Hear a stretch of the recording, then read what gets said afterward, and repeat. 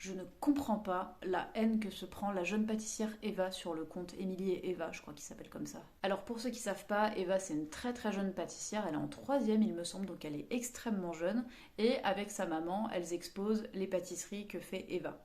Bon, quand je dis pâtisserie, c'est extrêmement large, ça peut être aussi des créations chocolatées, ça peut être plein de choses. Elle fait aussi parfois un petit peu de salé, ça m'est arrivé de la voir faire du salé. Et moi, forcément, ça m'intéresse beaucoup parce que, en tant que personne qui adore tout ce qui est artistique, bah forcément, la pâtisserie, la cuisine, ça a quelque chose de très créatif et d'artistique éventuellement. D'ailleurs, abonnez-vous, ici je parle de tout ce qui est artistique justement au sens très large, mais j'ai aussi notamment un autre compte où je chante de l'opéra et un autre compte où je fais des imitations humoristiques.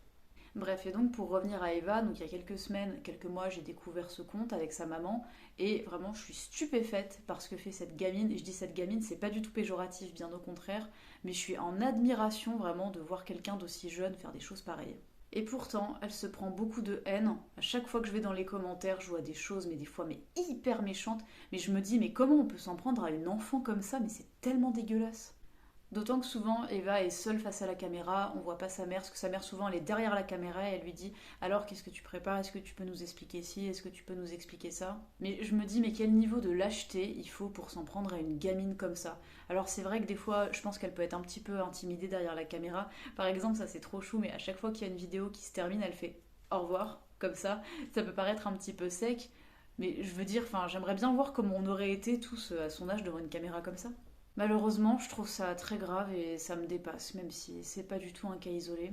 C'est pour ça d'ailleurs que je pense que c'est pas une bonne idée d'exposer les mineurs sur internet, même si je me permettrai pas d'aller faire la leçon à la mère d'Eva. Là, il se trouve que bon, Eva s'expose avec sa mère et moi en attendant, je soutiens vraiment Eva à 200% dans ce qu'elle fait, j'adore son contenu. Et si c'est son souhait, bah, j'espère qu'elle arrivera à devenir pâtissière, mais en tout cas, vu comment elle est douée, vu comment elle a l'air consciencieuse, soigneuse dans son travail, moi je pense qu'elle a toutes les qualités pour réussir. D'ailleurs, à propos de ce que j'ai dit juste avant, j'ai un dernier compte qui s'appelle Sophie Enquête en 3 mots, le lien est dans ma bio. Dessus, j'aborde des sujets de réflexion plus ou moins légers. Et j'avais fait une vidéo en 2 parties où j'expliquais pourquoi, selon moi, les mineurs ne devraient pas être sur Internet. Si ça vous intéresse, allez regarder.